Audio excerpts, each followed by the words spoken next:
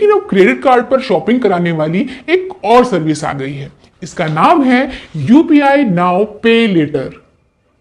इस सर्विस में झमेले बहुत कम हैं। कोई दुकानदार इसका पेमेंट लेने से मना भी नहीं करेगा। ये हर तरह की शॉपिंग पर काम करेगा।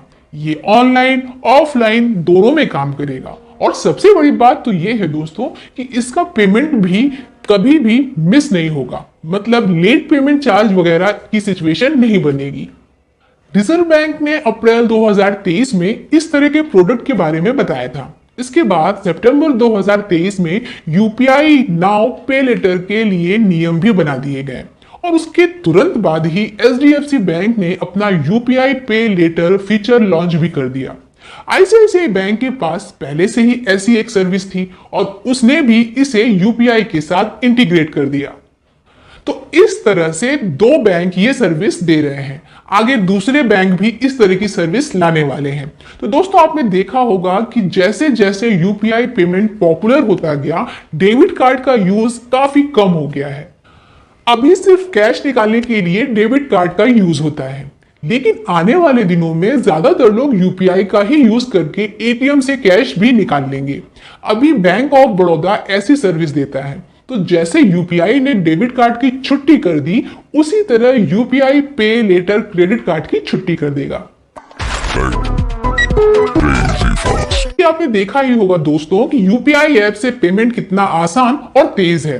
वही आसानी और तेजी अगर उधार के पैसे में भी मिल जाएगी तो कितना अच्छा रहेगा। अगर उधार की शॉपिंग के लिए भी यूपीआई पेमेंट की सर्विस मिल जाएगी तो कोई क्यों क्रेडिट कार्ड कैरी करना चाहेगा। तो दोस्तों इस तरह यूपीआई पे नाउ लेटर से आपको 5 बड़े फायदे होंगे। पहला तो ये कि आपको जरूरत के वक्त खरीदारी के लिए क्रेडिट यानी उधार की रकम मिल जाएगी। ये उधारी का अमाउंट हमेशा अवेलेबल रहेगा। आपको जब जरूरत होगी इसका यूज कर सकते हैं। यूपीआई पे लेटर में आप जरूरत के हिसाब से ही पैसा यूज कर सकेंगे। जब जितनी जरूरत हो केवल उतना ही पैसा निकालिए, एक्स्ट्रा बिल्कुल नहीं। शॉपिंग के लिए आप चाहे जितनी बार इस क्रेडिट का पैसा यूज कर सकते हैं, बस लिमिट क्रॉस नहीं होनी चाहिए। यूपीआई पे लेटर के लिए आपको कोई कार्ड कैरी करने की जरूरत नहीं होगी। बस स्मार्टफोन है तो फिक्र करने की कोई जरूरत नहीं है। यूपीआई पे लेटर की सर्विस आप उसी यूपीआई ऐप से ले सकते हैं जिस यूपीआई ऐप से आप नॉर्मल यूपीआई पेमेंट करते हैं। यूपीआई पे लेटर का बिल अमाउंट पे करना बहुत आसान है।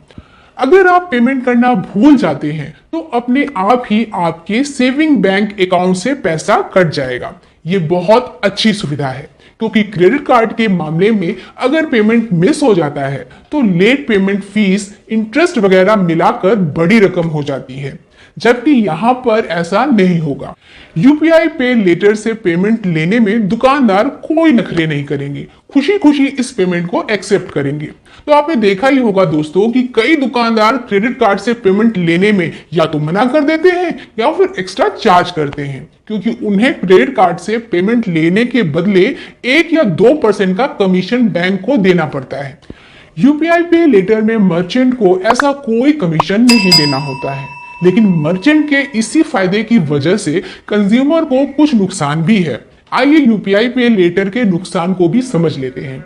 तो दोस्तों बैंक अगर ग्राहकों को उधार में पैसा देता है तो उसके पीछे उनकी मंशा कमाई करने की होती है। इसलिए फिर चाहे आप पर्सनल लोन लें, होम लोन लें या कोई और लोन लें, सबके लिए आपको ब्याज और प्रोसेसिंग फीस देनी पड़ेगी।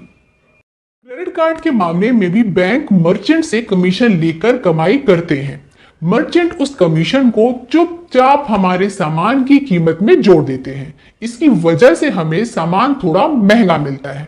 मतलब ये दोस्तों कि परोक्ष तौर पर बैंक का कमीशन हमको ही भरना पड़ता है। इस तरह से क्रेडिट कार्ड यूज करने पर हम एक तरह से इंटरेस्ट का पेमेंट करते हैं।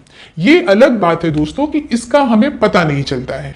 यूपीआई पे लेटर में मर्चेंट कमीशन का चक्कर नहीं होता है, इसलिए बैंक सीधे ग्राहक से इंटरेस्ट लेते हैं और इसी इंटरेस्ट से उनकी कमाई होती है। यूपीआई पे लेटर में लिमिट की समस्या भी आ सकती है, क्योंकि फिलहाल इसका मैक्सिमम लिमिट 50,000 रुपए रखा गया है और हो सकता है दोस्तों कि आपको और कम लिमिट मिले। हमने जब आईसीआईसीआई बैंक में इसका